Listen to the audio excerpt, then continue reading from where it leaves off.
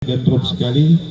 Besok pagi kita ada acara, siang ada acara, malam di Cirebon, pagi subuh harus berangkat ke Kalimantan dan lain sebagainya. Doakan biar dikasih sehat sama Allah. Hadirin rahimakumullah, melanjutkan kajian yang malam Ahad kemarin masih terkait tentang mahabbah kepada Nabi SAW. Malam Minggu kemarin kita menjelaskan tentang keutamaan cinta terhadap Nabi. Bahkan Nabi Muhammad mengatakan cinta kepada Rasulullah sebagai barometer kecintaan dan iman seseorang kepada Allah. Bahkan tidak mungkin seseorang bisa sampai kepada hadratullah, sampai kepada Allah, kalau tanpa lewat baginda Nabi Muhammad SAW. Allah Subhanahu wa taala yang mengatakan, "Qul in kuntum tuhibbunallah fattabi'uni yuhibbukumullah wa yaghfir lakum dzunubakum wallahu ghafurur rahim." Allah katakan dalam Al-Quran dengan jelas, dengan gamblang, wahai Muhammad, in kuntum tuhibbunallah, sampaikan kepada mereka umatmu, in kuntum tuhibbunallah, kalau kalian cinta kepada Allah. Lihat lafadznya, Allah memberikan pernyataan, kalau kalian memang cinta kepada Allah, fattabi'uni, ikuti aku, ikuti Nabi Muhammad maksudnya. Yuhibbukumullah, maka Allah akan mencintai kalian. Artinya apa? Kalau orang mencintai Allah, Allah akan memberikan cinta. Orang mencintai Nabi Muhammad, Allah akan memberikan cintanya kepada orang yang mencintai Nabi Muhammad. Wa yaghfir lakum dzunubakum, Allah pula akan mengampunkan dosa-dosanya. Jadi kalau orang cinta kepada Allah, orang ingin dapat cintanya Allah, cintai Nabi Muhammad. Ketika dia sudah mencintai Nabi Muhammad, dia akan mendapatkan ampunan Allah dan juga mendapatkan kasih sayangnya Allah. Mustahil orang yang mencintai Nabi Muhammad dia akan mendapatkan kasih sayang daripada Allah. Tapi ingat, Nabi juga mengatakan apa? Kalau orang cintailah aku karena kepada Allah, cintamu kepada Allah. Duduk. Kebiasaan merusak pemandangan. Kalau ngaji jangan bolak-balik. Ngobrol saja saya nggak suka, apalagi bolak-balik. Jadi biar ngaji pulang ke rumah dapat ilmu, nggak diem doang. Ingat, kalau kita mau mendapatkan cintanya Allah, cintai Nabi Muhammad. Dan ingat, kata Nabi Muhammad, wa ahibbu ahli baiti li hubbi. Cintailah ahli bait Nabi Muhammad karena cintamu kepadaku. Artinya apa? Saya akan tidak mau panjang gamblang menjelaskan tentang mahabbat pada ahli bait. Karena cinta ahli bait itu juga termasuk daripada iman. Gak semua orang bisa mencintai ahli bait Nabi Muhammad. Kenapa? Karena iman standarisasi.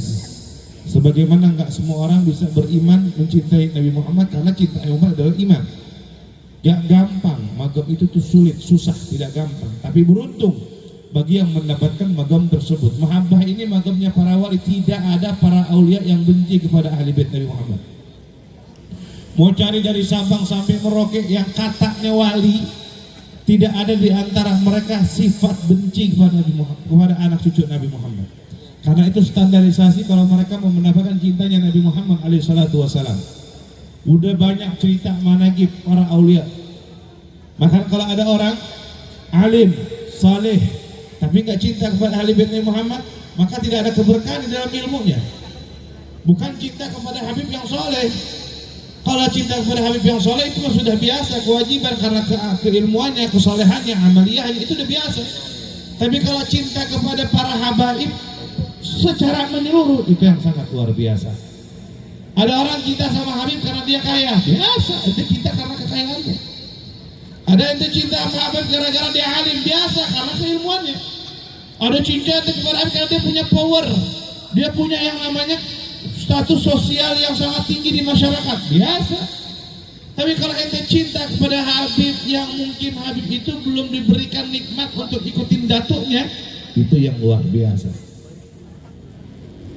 Makanya ada orang bertanya, mana lebih mulia seorang habaib kecil, bodoh, gak ngerti ilmu agama, bodoh, dengan seorang yang alim. Disebutkan ada Rasfatu Sadi, disebutkan dan disebut mana yang lebih afdal, seorang habaib bodoh tapi ahli bait Nabi Muhammad, dan dia mungkin belum baik. Artinya masih suka jalan, suka nongkrong, mungkin juga maksiat juga iya. Dengan seorang alim, amil, saleh. Bukan alim saja, alim, amil, saleh. Berarti kan kalau sudah orang alim, dia seorang amil, dia saleh, berarti orang yang Masya Allah, aulia berarti mungkin. Ulama yang Masya Allah, karena ulama belum tentu amil. Amil belum tentu ulama. Ya kan? Ulama belum tentu amil. Orang ulama ngerti makan untuk mengamalkan ilmunya. Kayak dengan seorang yang saleh, alim, amil, ditanya mana lebih afdal, maka dijawab oleh seorang imam yang Masya Allah, seorang ulama kasih Imam Junaid al-Baghdadi kalau tidak salah. Beliau mengatakan seorang habaib yang kecil yang bodoh jauh lebih afdal. Seorang habaib yang bodoh, mau kecil, mau tua, mau muda, mau dia ahli maksiat ataupun tidak, bodoh, nggak ngerti ilmu agama, dengan seorang ulama yang amil, yang saleh, kiai yang alim yang saleh, maka jauh lebih afdal seorang habaib yang bodoh yang nggak ngerti ilmu apa-apa. Loh kok bisa? Karena mereka mendapatkan kemuliaan bukan dengan suatu yang baru. Mereka lahir, dia dapat kemuliaannya. Apa? Darah yang mengalir dalam tubuhnya. Tapi kalau seorang kiai, seorang ulama, seorang yang Masya Allah asatid, dia mendapatkan kemuliaan dengan proses yang baru, dengan belajar dia dapat itu semua. Kalau seorang yang kiai, kata beliau, alim, saleh, ulama, ketika dia gila, emang disebut kiai gila. Apa kira-kira? Orang gila. Ada orang alim, Masya Allah, kemudian Allah cabut ilmunya, dia gila, maka hilang nama kiainya. Tapi ke orang sayyid, bodoh, gila, tetap disebut dengan nama Habib. Paham? Ngerti? Sebenarnya yang ngomong begini bukan para habaib, harus para kiai. Cuma kadang-kadang suka susah cari kiai yang mau bahas masalah Ahli Bait Nabi Muhammad. Hadirin rahimakumullah. Jadi ingat, Allah katakan, saya tidak bahas tentang itu terlalu gamblang lebar ya, bukan dalam pelajarannya. Hadirin rahimakumullah, maka ingat, gak mungkin dia mendapatkan cinta Allah tanpa melewati Nabi Muhammad. Gak mungkin mendapatkan cinta Nabi Muhammad kalau gak melewati anak cucunya Nabi Muhammad. Itu harus ditara, itu patukan. Itu adalah rumusnya. Mustahil dia dapat cinta Nabi kalau dia benci kepada ahli bait Nabi Muhammad. Mau siapapun dia, wa'iyadzubillah, kalau di hatinya ada benci sama ahli bait Nabi Muhammad, walaupun dia sholat di tengah-tengah dalam Ka'bah, maka nanti kalau dibangkitkan di yaumul qiyamah, entah dibangkitkan dengan orang Yahudi atau Nasrani. Kenapa? Karena kebenciannya kepada ahli bait Nabi Muhammad. Karena Allah Subhanahu wa ta'ala mengatakan, "Qul la as'alukum alaihi ajra illal mawaddata fil qurba." Kata Allah, wahai Muhammad, sampaikan tuh kepada mereka umat-umatmu, sampaikan, kasih tahu mereka, ini ayat bukan untuk para sahabat Nabi tapi terus menerus. Sampaikan kepada mereka, la as'alukum alaihi ajra, kamu gak minta pahala kepada mereka, gak minta balasan tentang perjuanganmu, gak minta. Illal mawaddata fil qurba, kecuali kebaikan di dalam kerabat anak cucumu. Allah yang ngomong, Allah yang suruh. Makanya ini panjang lebar sebenarnya. Insyaallah nanti kita akan bahas minggu depan. Jadi ingat, cinta para nabi sebagai patokan keimanan. Karena Nabi mengatakan, la yu'minu ahadukum hatta akuna ahabba ilaihi min nafsihi wa waladihi wa walidihi wan nasi ajma'in, atau kama qala Nabi alaihi salatu wassalam. Tidak sempurna iman seseorang sampai akun Nabi Muhammad lebih ia cintai daripada dirinya, anaknya, keluarganya, serta seluruh manusia. Kalau kita lebih cinta sama anak kita ketimbang Nabi, imannya nggak sempurna. Kita lebih cinta orang tua kita ketimbang Nabi, imannya nggak sempurna. Kita lebih cinta istri kita atau suami kita daripada Nabi, imannya juga nggak sempurna. Ada seorang wanita tua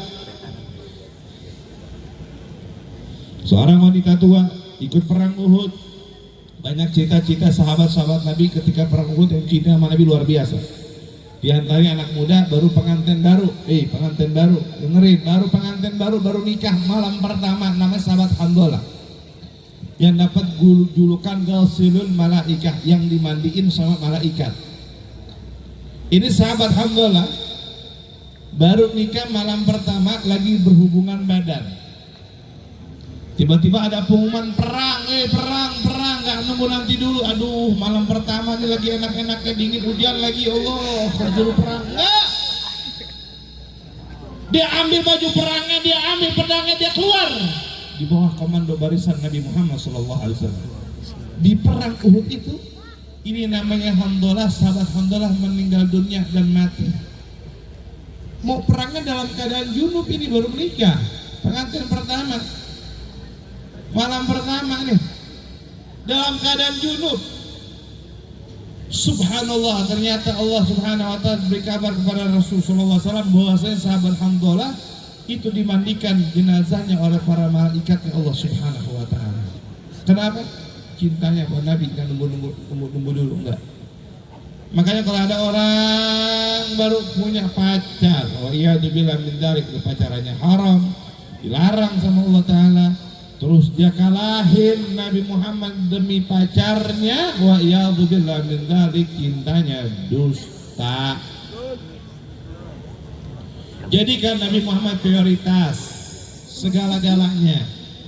Makanya tadi saya sebutkan, seorang perempuan tua, anaknya, suaminya, keluarganya, semuanya ikut perang Uhud. Di perang Uhud berkecamuk luar biasa, Nabi Muhammad diisukan meninggal dunia. Banyak banget bercerita tentang perang Uhud yang meninggal. Ada sahabat Mus'ab bin Umair. Waduh, banyak sekali. Insyaallah minggu depan saya bahas itu. Ini perempuan luar biasa berkecamuk, kencang, gede.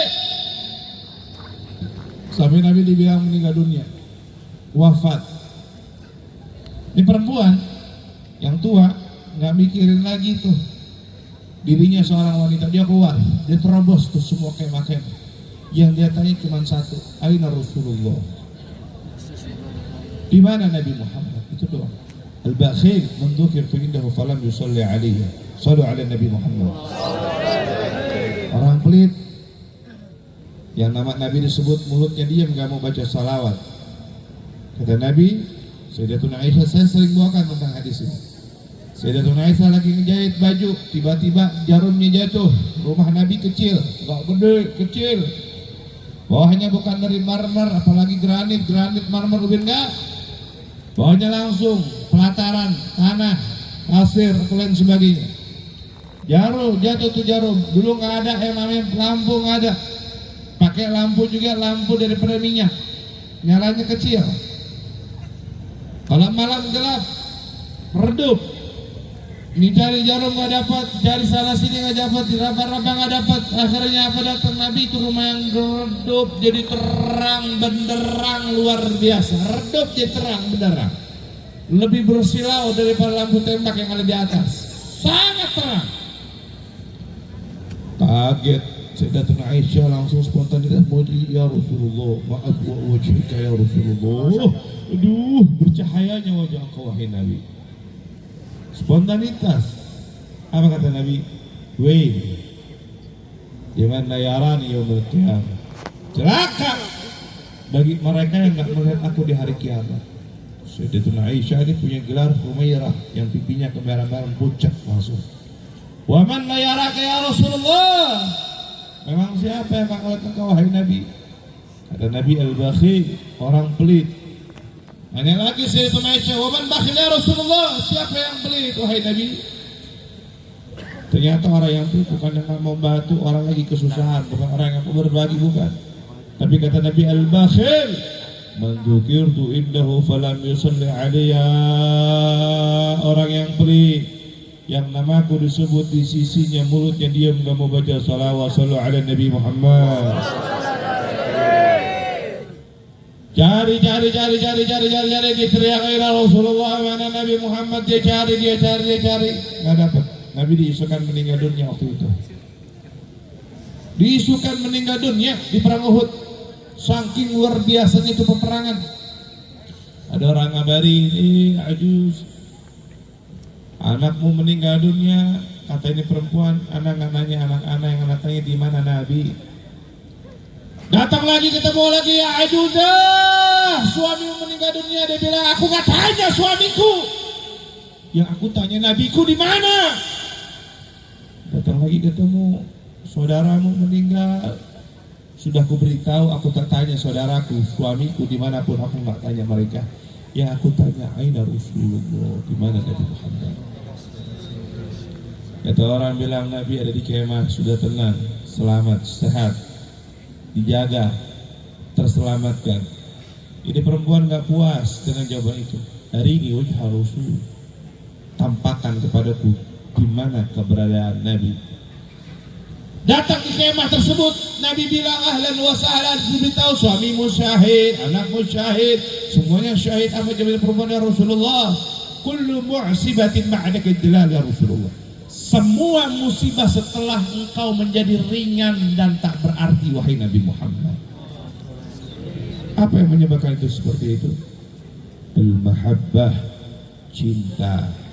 Cinta kepada siapa? Kepada Nabi Muhammad. Makanya kalau kita masih mengalahkan saudara kita demi Nabi, maka itu cinta yang salah.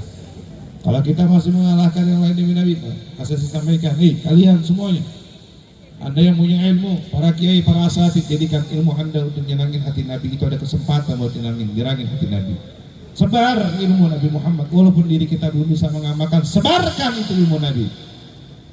Dakwahkan kepada mereka karena pahala yang sangat besar.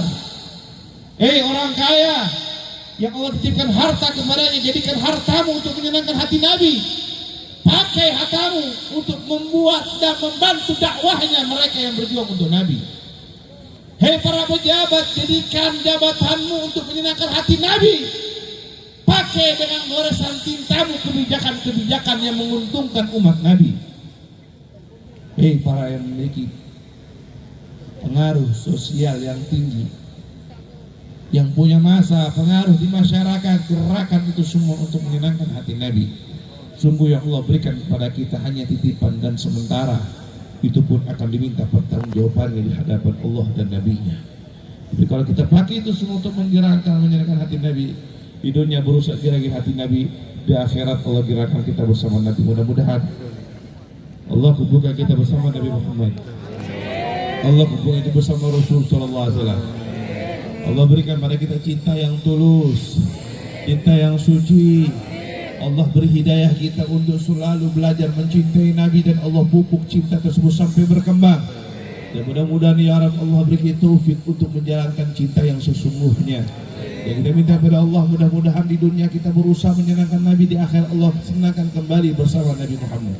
Yang kita minta pada Allah, ya Allah, mudah-mudahan Allah matikan kita husnul khatimah. Dan saat meninggal dunia, Allah Subhanahu wa taala hadirkan roh Nabi untuk mentalkin kita, membimbing kita untuk mengucapkan la ilaha illallah Muhammadur Rasul sallallahu alaihi wasallam. Dan kita Allah takdirkan mati dalam keadaan husnul khatimah dengan kesaksian Nabi Muhammad sallallahu alaihi wasallam. Rabbi fanfa'na bi barakatihim wa adina al-husna bi hurmatihim wa amitna fi tariqatihim wal mu'afati min al-fitani hadirin. Doakan saya biar panjang umur, afiat, dan biasa Allah berikan semangat untuk girangkan hati Nabi. Dan saya dan kalian Allah kumpulkan bersama Nabi Muhammad kelak, dan sebagai umat yang dibanggakan oleh Nabi Muhammad. Amin Allahumma amin. Afdalu ma qultu ana wa nabiyyuna min qabli la